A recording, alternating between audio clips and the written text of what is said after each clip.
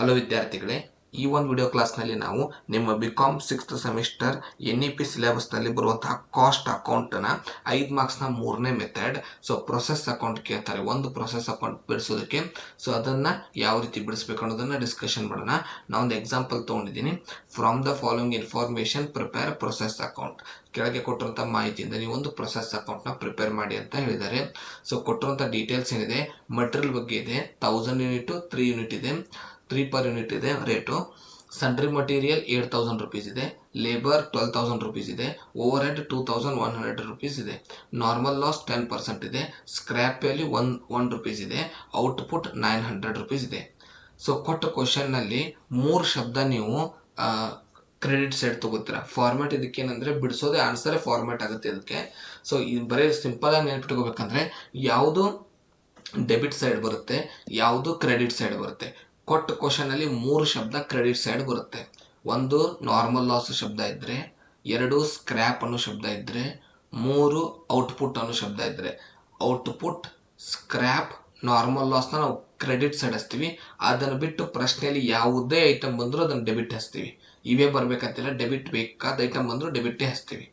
So ಮೊದಲಿಗೆ heading ಹಾಕ್ತೀವಿ, process account ಅಂತ. 8 ಕಾಲಮ್ ಬರುತ್ತೆ ಇದಕ್ಕೆ.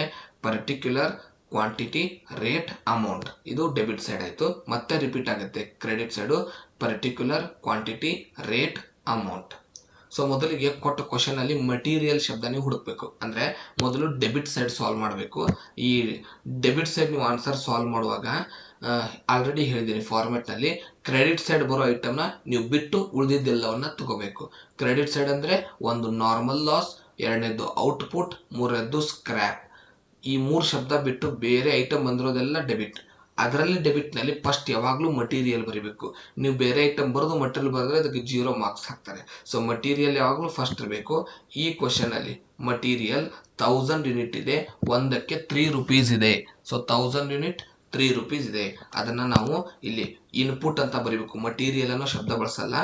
Input 1000 unit, rate 3 rupees, 5 rupees ಇದೆ ಕ್ವಶನ್, ನಾನು 3 ರುಪೀಸ್ ಮಾಡ್ಕೊಂಡಿದ್ದೆ. ಸೊ 1000 5 ಯೂನಿಟ್, ಆವಾಗ ಅಮೌಂಟ್ ಏನಾಗುತ್ತೆ 5000 rupees. 1000 unit 5 rupees rate, 5000 rupees. ಇನ್ನು 2ನೇದ್ದು ಕ್ವಶನಲ್ಲಿ ಇರೋದು ಮಟೀರಿಯಲ್ ಆದ ನಂತರ ಸನ್ಡ್ರಿ ಮಟೀರಿಯಲ್ ಅಂತ ಇದೆ. ಸೊ ಮಟೀರಿಯಲ್ ಆದ ನಂತರ ಕ್ವಶನಲ್ಲಿ ಸನ್ಡ್ರಿ ಮಟೀರಿಯಲ್ ಅಂತ ಇದೆ. ಇನ್ನು ಫಸ್ಟ್ ಒನ್ ಅಷ್ಟೇ ನಾವೇನು ಮಾಡ್ತೀವಿ ಅಂದರೆ ಕ್ವಾಂಟಿಟಿ ಕಾಲಮ್ನಲ್ಲಿ, ರೇಟ್ ಕಾಲಮ್ನಲ್ಲಿ, ಆಮೇಲೆ ಇಂಟು ಮಾಡಿ ಅಮೌಂಟ್ ಹಚ್ತೀವಿ. ಉಳಿದಿದ್ದೆಲ್ಲ ಐಟಮ್ ಡೈರೆಕ್ಟ್ ಅಮೌಂಟ್ ಕಾಲಮ್ನಲ್ಲಿ ಹಚ್ತೀವಿ. So second item sundry material ಅಂತ ಬರೆದು ಡೈರೆಕ್ಟ್ ಅಮೌಂಟ್ 8000 ರುಪೀಸ್ ಇದೆ. ಥರ್ಡ್ ಐಟಮ್ ಲೇಬರ್ ಇದೆ ಕ್ವಶನಲ್ಲಿ. ಸೊ ಲೇಬರ್ ಅನ್ನೋ ಶಬ್ದ ಬರೆದು ಡೈರೆಕ್ಟಾಗಿ ಅಮೌಂಟ್ ಹಚ್ತೀವಿ. ನೆಕ್ಸ್ಟು ಓವರ್ ಹೆಡ್ ಅಂತ ಇದೆ. ಸೊ ಓವರ್ ಹೆಡ್ ಅಂತ ಬರೆದು ಡೈರೆಕ್ಟ್ ಅಮೌಂಟ್ ಹಚ್ತೀವಿ. ಈಗೇನು ಬಂತು, ನಾರ್ಮಲ್ ಲಾಸ್ ಶಬ್ದ ಬಂತು. ಸೊ ನಾರ್ಮಲ್ ಲಾಸ್ನ ನಾವು ಕ್ರೆಡಿಟ್ ಸೈಡ್ ತೊಗೋತೀವಿ. ಸೊ ನಾರ್ಮಲ್ ಲಾಸ್ನ ನಾವು ನಾರ್ಮಲ್ ಲಾಸ್ ಅಂತ ಬರಿತೀವಿ. ಅದು ಯಾವಾಗಲೂ ಪರ್ಸಂಟೇಜ್ ಒಳಗಿರುತ್ತೆ. ಸೊ ಪರ್ಸಂಟೇಜ್ ಒಳಗಿರುತ್ತೆ. ಪರ್ಸಂಟೇಜ್ನ ನಾವು ಮೊದಲು ಬರೆದಿರುವಂಥ ಕ್ವಾಂಟಿಟಿ ಕಾಲಮ್ ಅಮೌಂಟ್ ಮೇಲೆ ಮಾಡಬೇಕು. ಸೊ 1000 ಯೂನಿಟ್ ಮೇಲೆ 10% ಮಾಡ್ಕೊಳ್ಬೇಕು. 1000 ಇಂಟು 10% ಮಾಡಿದಾಗ 100 ಯೂನಿಟ್ ಬರುತ್ತೆ. ಸ್ಕ್ರ್ಯಾಪ್ ಅನ್ನೋ ಶಬ್ದ ಹುಡುಕಬೇಕು, ಅದನ್ನು ರೇಟ್ನಲ್ಲಿ ಬರ್ಕೋಬೇಕು. ಸೊ ಡ್ಯಾಮೇಜ್ ಆಗಿರೋ ಪ್ರಾಡಕ್ಟನ್ನು 1 ರುಪೀಸ್ಗೆ ಸೇಲ್ ಮಾಡ್ತಾ ಇದ್ದಾರೆ. Normal loss 1 rupees. So multiply ಮಾಡಿದಾಗ 100 rupees. 100 into 1 100 rupees. Normal loss ಆದ ನಂತರ ಆ್ಯಕ್ಚುಲ್ ಔಟ್ಪುಟ್ ಅಂತ ಬರ್ಕೋಬೇಕು. ಸೊ ಕ್ವಶನಲ್ಲಿ ಔಟ್ಪುಟ್ ಎಷ್ಟಿದೆ, 900 ಯೂನಿಟ್ಸ್ ಇದೆ. 900 ಯೂನಿಟ್ಸ್ನ ಕ್ವಾಂಟಿಟಿ ಕಾಲಮ್ನಲ್ಲಿ ಬರ್ಕೋಬೇಕು. ಈ ಬರ್ಕೊಂಡ ನಂತರ ರೇಟ್ ಅಲ್ಲಿ ಕ್ವಶನಲ್ಲಿ ಇರೋದಿಲ್ಲ, ನಾವು ಕಂಡುಹಿಡಿತೀವಿ.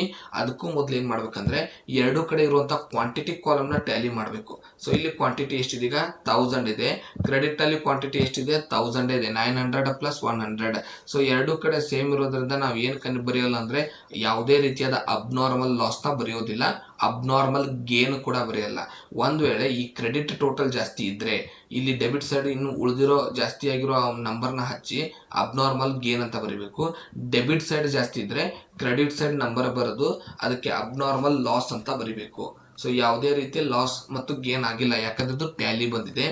ಈಗ ನೆಕ್ಸ್ಟ್ ಏನು ಮಾಡ್ತೀವಿ ಅಂದರೆ ರೇಟ್ ಕಂಡುಹಿಡಿಬೇಕಲ್ಲ. ಅದು ಅಬ್ನಾರ್ಮಲ್ ಲಾಸ್ ಗೇನ್ ಬರೆದಿರಲಿ, ನಾವು ಆ್ಯಕ್ಚುಲ್ ಔಟ್ಪುಟ್ ಬರೆದಿರಲಿ, ಅದಕ್ಕೆ ಅಮೌಂಟ್ ಕಂಡುಹಿಡಿಯೋ ಮೆಥಡ್ ಏನಂದರೆ ರೇಟ್ ಕಂಡುಹಿಡಿಯೋ ಮೆಥಡ್. ಈ ಫಾರ್ಮುಲಾ ಅಪ್ಲೈ ಮಾಡಬೇಕು, calculation of rate for closing stock. So ಅದನ್ನು ಕಂಡುಹಿಡಿಬೇಕಾದ್ರೆ ಏನು ಮಾಡ್ತೀವಿ, ಟೋಟಲ್ ಎಕ್ಸ್ಪೆನ್ಸಸ್ ಡೆಬಿಟ್ ಸೈಡ್ ಇರುವಂಥ ಎಲ್ಲ ಅಮೌಂಟ ಟೋಟಲ್ ಮಾಡ್ಕೋತೀವಿ. ಅದೇ ನಮಗೆ ಟೋಟಲ್ ಎಕ್ಸ್ಪೆನ್ಸಸ್. ಡೆಬಿಟ್ ಸೈಡ್ ನೀವು ಏನೇ ಅಮೌಂಟ್ ಬರೀರಿ, ಯಾವುದೇ ಅಮೌಂಟ್ ಬರೀರಿ, ಅದನ್ನಿಷ್ಟು ಟೋಟಲ್ ಮಾಡಬೇಕು. ನೆಕ್ಸ್ಟು ಮೈನಸ್ ಅಬ್ನಾರ್ಮಲ್ ಲಾಸ್ ಅಂತ ಇದೆ. ಮೈನಸ್ಸು ಒಂದನೇ ಅಮೌಂಟ್. ಕ್ವಶನ್ನ ಕ್ರೆಡಿಟ್ ಸೈಡ್ ಇರೋ ಒಂದನೇ ಅಮೌಂಟ್ನ ನಾವು ಮೈನಸ್ ಮಾಡಬೇಕು. ಇನ್ನು divided by hockey input. So 1000 quantity ಇದೆ, ಮೈನಸ್ 100 ಕ್ವಾಂಟಿಟಿ ನಾರ್ಮಲ್ ಲಾಸ್ ಇದೆ. First unit. ಸೊ 2 ಕ್ವಾಂಟಿಟಿನ ಮೈನಸ್ ಮಾಡಿ ಡಿವೈಡೆಡ್ ಬೈ ತಗೋಬೇಕು. ಸೊ ಈ ರೀತಿ ತಗೊಂಡಾಗ 27,100 ರುಪೀಸ್ ಟೋಟಲ್ ಇದೆ ಡೆಬಿಟು. ಮೈನಸ್ ಕಡೆ ಇರೋದು 100. 27,100 ಮೈನಸ್ 100 ಡಿವೈಡೆಡ್ ಬೈ ಕ್ವಾಂಟಿಟಿ 1000 ಮತ್ತು 100 ಇದೆ. 1000 ಮೈನಸ್ 100.